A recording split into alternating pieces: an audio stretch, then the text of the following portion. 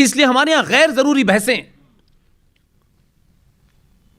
बेमतलब के मुद्दों के ऊपर बड़ी हमारे यहां चर्चा होती है। जिन मुद्दों से हमारा अस्तित्व ही खतरे में है, उसके बारे में बात करना भी नहीं चाहते, सुनना भी नहीं चाहते। और कभी कभी कोई बता भी दे तो लोग कहते हैं अरे देखिए साहब ये झूठ बोल रहे हैं। यानी इतना झूठ अंदर तक चला गया है कि अगर कोई बता भी रहा है तो उसे वेरीफाई करें, उसे चेक करें, रीचेक करें, ये नहीं। लेकिन उनको लगता है कि अगर ये सच मान लिया तो घर जा पाऊंगा कि नहीं जा पाऊंगा।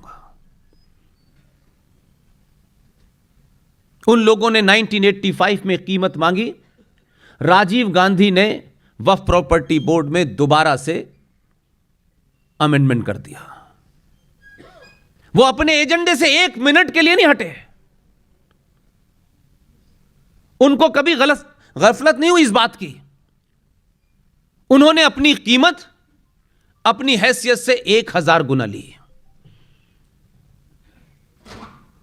इसलिए उन्हीं लोगों ने 1995 में उस वक्फ प्रॉपर्टी कानून में फिर एक बार तरमीम हुई, अमेंडमेंट हुआ। और आप इस क्रोनोलॉजी को अगर आप देखेंगे तो 1985 में जब दूसरी बार अमेंडमेंट हुआ, उसके बाद में एक सरकार बनी, 412 एमपी थे उनके, आधुनिक कंप्यूटर युग के प्रधानमंत्री बने। और उसके बाद आया 90 में मंदिर का आंदोलन बहुत तेजी पे था। पूरे देश में भारत माता की जय और मंदिर के बारे में आंदोलन चल रहा था। इसलिए आप देखिए कि हम जिन लोगों को ये समझते हैं ये मूर्ख हैं, आज भी ऐसा लगता है कि 26 करोड़ का ठेका, उनके पढ़ाने का ठेका, उनको इंटेलेक्चुअल बनाने का ठेका, उन्हें इंसान बनाने का ठेका 90 करोड़ लोगों ने ले रखा है। आप अपनों को तो नहीं बना पा रहे हैं, आप दूसरों का ठेका लेकर घूम रहे हैं। क्योंकि दुनिया में हमें अच्छा लगता है कि देखिए हम अपनी कम दूसरों की चिंता करते हैं। ऐसे महामूर्ख लोग भारत में मिलते हैं।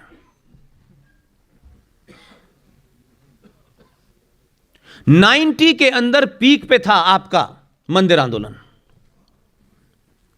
और 91 आते मूवमेंट बहुत ऊपर चला गया। उस वक्त पीवी नरसिम्हा राव की सरकार थी, उनके ऊपर दबाव था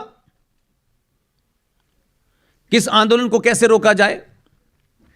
पीवी नरसिम्हा राव साहब ने हिंदूवादी लोगों से एक मौखिक समझौता कर लिया और कहा कि आप शोर मचाइएगा क्योंकि आपको अपने वोट बैंक का भी ध्यान रखना है।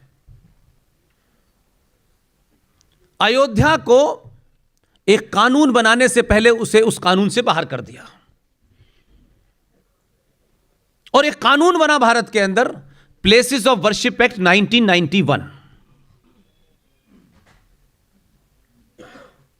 इस एक्ट के बारे में 1991 से लेकर 2021 आ गई। कोई पूछना ही नहीं चाहता, कोई जानना ही नहीं चाहता कि यह क्या हो गया है। वो बन गया और फिर आ गया 92 में आपने बाबर के ढांचे को गिरा दिया।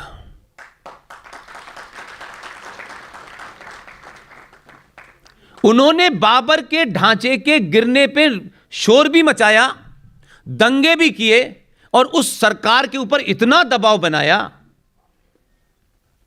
कि इसकी कीमत, वो ये जानते थे कि इन खंडरों की कीमत भी हम अरबों खरबों में ले सकते हैं। उन्होंने उस कीमत पर यह नहीं कहा कि हमारे 2 मुसलमान भाइयों को नौकरी दे दीजिए, किसी को एमपी बना दीजिए। इतना छोटा सौदा कभी नहीं करते वो लोग, हम करते हैं इतना छोटा सौदा। 1992 के बाद उस वक्त की सरकार ने कोशिश की कि किसी तरीके से इनकी भावनाएं जो बड़ी जल्दी ठेस पहुंच जाती है उन्हें, एक आदमी जो आजाद भारत में उस समय जब डॉक्टर राजेंद्र प्रसाद जैसा ज्ञानी, उस समय जो राष्ट्रपति थे ऐसे लोग, डॉक्टर राधाकृष्णन जैसे लोग, उनको भारत के पहले प्रधानमंत्री ने शिक्षा मंत्री नहीं बनाया। 1888 में मक्का में पैदा हुआ एक आदमी 1902 में भारत आता है, बंगाल में रहता है, स्कूल नहीं गया, कॉलेज नहीं गया, विश्वविद्यालय नहीं गया, लेकिन वो भारत का 1947 से 1958 पहला देश का शिक्षा मंत्री रहता है, जिसका नाम है मौलाना अबुल कलाम आजाद। इस पे कभी सवाल नहीं खड़ा किया हमने,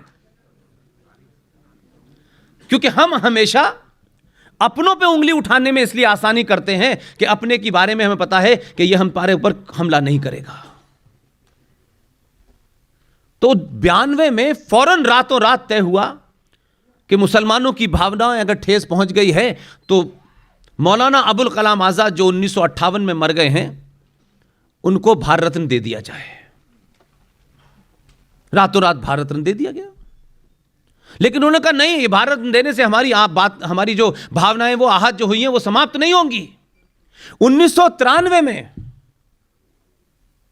जो लोग भारत के संविधान को सर पे लेके घूमते हैं सुबह से लेके शाम तक, हर बात में भारत के संविधान का रेफरेंस देते हैं, जज साहब भी बहुत देते हैं और चीफ जस्टिस भी बहुत देते हैं। 1993 में जो भारत के संविधान में धारा 14 है, जो 14 ये कहती है कि भारत का हर नागरिक बराबर है, उसे सारे अधिकार समान हैं। उन काले कोट वालों ने कभी यह नहीं पूछा कि जब 14 आ गया है तो फिर इसमें 30 कैसे है, 25 कैसे है, 26 कैसे है। और उस चुप्पी के कारण 1993 में कांग्रेस पार्टी के एक नेता ने, ना तो उसको कैबिनेट की मंजूरी थी, न ही सरकार का प्रस्ताव था, और यह कहा कि हम ऑर्डिनेंस ला रहे हैं कि भारत के अंदर 5 मजहब के लोग माइनॉरिटी में हैं और इनको माइनॉरिटी घोषित कर दिया जाए। और यकायक 1993 में नेशनल कमीशन फॉर माइनॉरिटीज बन गया। किसी ने आज तक यह पूछा नहीं कि भारत में माइनॉरिटी कमीशन क्यों बना, इसकी जरूरत क्या थी, और माइनॉरिटी की परिभाषा क्या है भारत में, कौन माइनॉरिटी होगा, किस बुनियाद पे होगा, उसका बेसिस क्या होगा, यह किसी ने नहीं पूछा। क्योंकि हमारा तो एजेंडा ही कुछ और है, हमको क्या लेना देना है। 1993 में चुप रहे आप। 1995 में वक्फ प्रॉपर्टी कानून में वो तरमीम की गई, वो अमेंडमेंट किया गया कि भारत राष्ट्र की इंच इंच जमीन आपकी नहीं है। लेकिन हमें तो यह यकीन ही नहीं होगा, क्योंकि हमारी तो कोठी है, हमारा तो फार्म हाउस है, 4 गार्ड हैं, 5 गाड़ियां हैं, बेटा अमेरिका में है, हमको कौन हटा सकता है। हम इस गलतफहमी में जी रहे हैं अभी भी। 95 निकल गया, उसके बाद की सरकारों का आपको पता है, लेकिन उनका अपना एजेंडा देखिए। 2004 में अटल जी की सरकार चली गई। उन्होंने इस पूरे दौर में कभी नुकसान का सौदा नहीं किया। जो 1 जून 1949 को भोपाल में विलय करने में समय लगा, वो ये समझ गए थे कि इस देश में कैसे यहां के नेताओं को खरीदा जाए, कैसे बुद्धिजीवियों को खरीदा जाए, क्योंकि वे जानते थे कि उनकी गिनती इतनी नहीं है कि कभी संसद में वो 245 या 280 आएंगे, वो जानते थे। इसलिए उन्होंने वही फार्मूला अपनाया आपके ऊपर। 95 चला गया।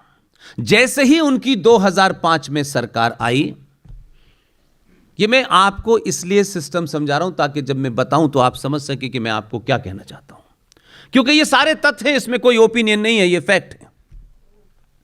2005 में भारत विभाजन के समय 2 लोग भारत आए।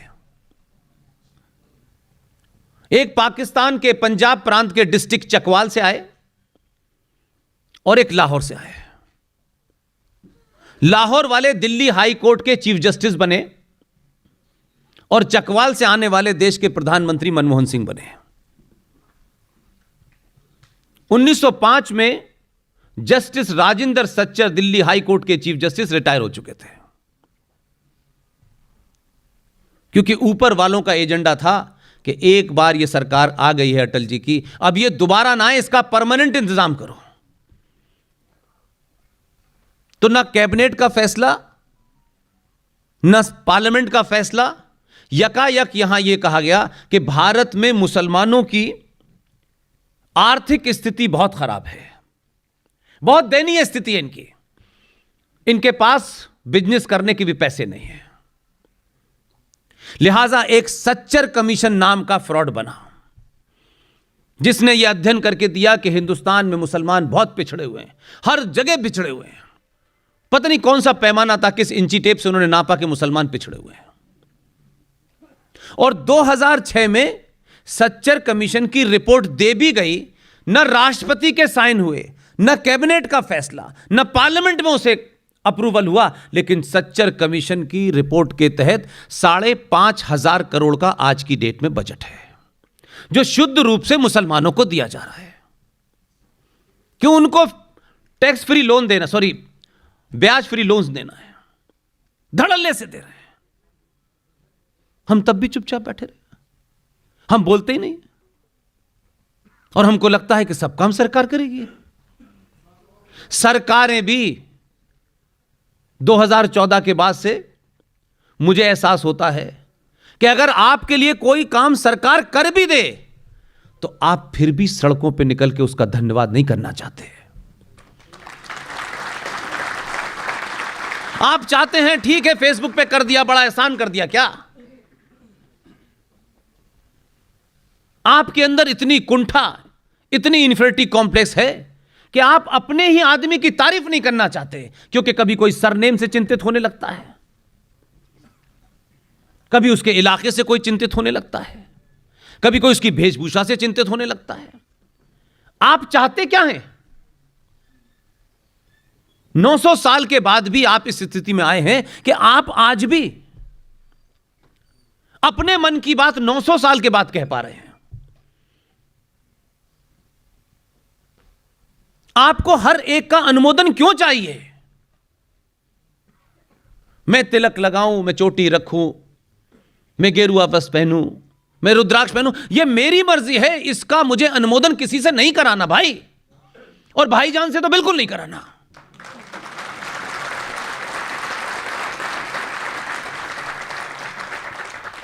हम भाईजान के लिए जान देते देते अब हमारी जान नहीं बच रही है।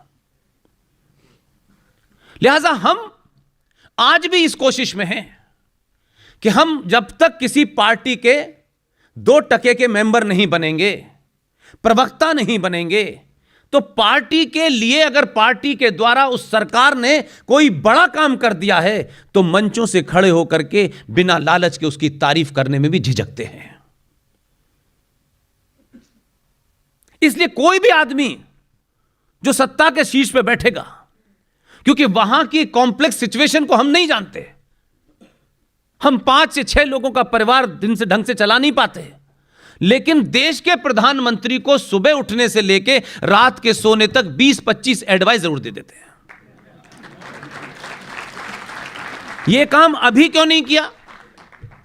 यह पहले करना चाहिए था। इसमें क्या जा रहा था कुछ पता नहीं हमें, और उसी से जनमानस तैयार करते हैं।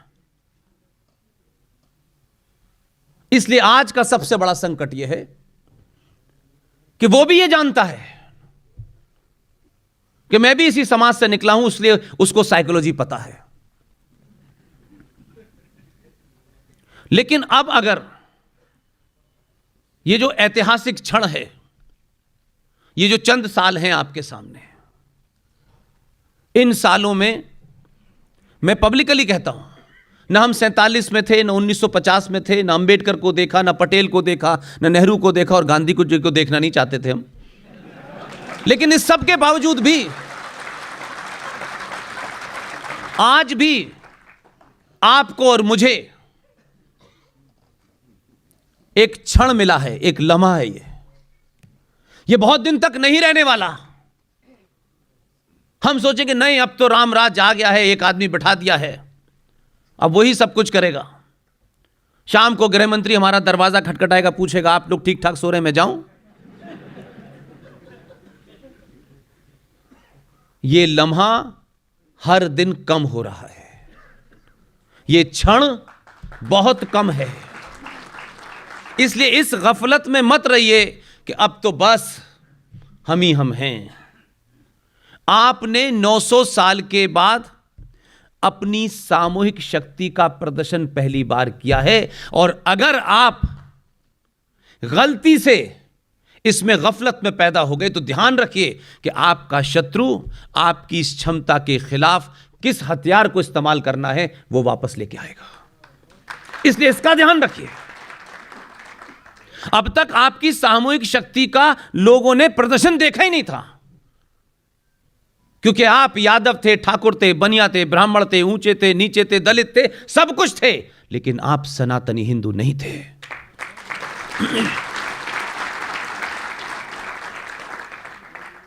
यह दुनिया ताज्जुब करती है, क्योंकि दुनिया आपको चंद्रगुप्त से जानती है, आचार्य चाणक्य से जानती है। दुनिया आपको 1947 के गुजराती आदमी से नहीं जानती। वो तो उन्हीं के द्वारा रखाए गए थे, वो तो उन्हीं के एजेंडे पे काम कर रहे थे। इसलिए अपनी भूमिका अपनी सामर्थ्य और योग्यता के हिसाब से तय करें। जो जहां बैठा है, जहां भी बैठा है, वो एक्सटेंशन की चिंता न करे अब, बल्कि मुझे लगता है कि बीच में ही छोड़ दे तो ज्यादा अच्छा है। इसलिए बहुत सारे लोग, खासतौर से आपके युवा, आज जिन चुनौतियों को कुछ लोग ये समझते हैं कि अगर हम खड़गपुर आईआईटी के टॉपर भी हैं, उनको यह समझ में आ रहा है कि खड़गपुर आईआईटी टॉपर की मार्कशीट उसको जॉब दिला सकती है, राष्ट्र नहीं बचा सकती। इसलिए आप ही के बीच में से लोग बिना आपके बीच आए, बिना ढंडोरा पीटे, क्योंकि उन्होंने भारत माता की जय का नारा चौराहे चौराहे नहीं लगाते। जे साईं दीपक खड़गपुर आईआईटी का टॉपर, बेहतरीन कैरियर हो सकता है, किसी संगठन से दूर दूर तो कोई संबंध नहीं, वो किसी नौकरी की लाइन में लग ही नहीं सकता था, जहां खड़ा होता वहां से नौकरी शुरू हो जाती है। उसने अपना कैरियर छोड़ दिया और दिल्ली के अंदर सुप्रीम कोर्ट में ये जो हमारे साधु संत हैं, करोड़ों की गिनती में हैं, इनके मठ हैं, सब कुछ हैं, अगर एक दिन का यही फैसला ले लेते, 14 के बाद ही ले लेते कि पूरे देश में जितने करोड़ों की तादाद में संत हैं, वो कोई किस मत का है, किस पंथ का है, एक दिन छोड़ देते और कहते कि हम दिल्ली के अंदर 5 करोड़ की तादाद में बैठेंगे, हम सन्यासी हैं, हमें भूख भी कम लगती है, तो सरकार आपके सामने नतमस्तक हो जाती है। तो जो काम जय साईं दीपक को करना पड़ रहा है, वो इनके करने से हो जाता। जय साईं दीपक भारत की सुप्रीम कोर्ट में जो मंदिरों के ऊपर चढ़ावा आता है, जो मैं और आप लोग अपनी आस्था के प्रति समर्पित होने के बाद उस भगवान के मंदिर में हम जो भी कुछ चढ़ाते हैं, उसका 80% सरकार ले रही है और कई सालों से ले रही है। लेकिन यह विषय हमारे विचार का नहीं था। टैक्स भी लेगी, जीएसटी भी लेगी और हमारी आस्थाओं के केंद्र पे चढ़ने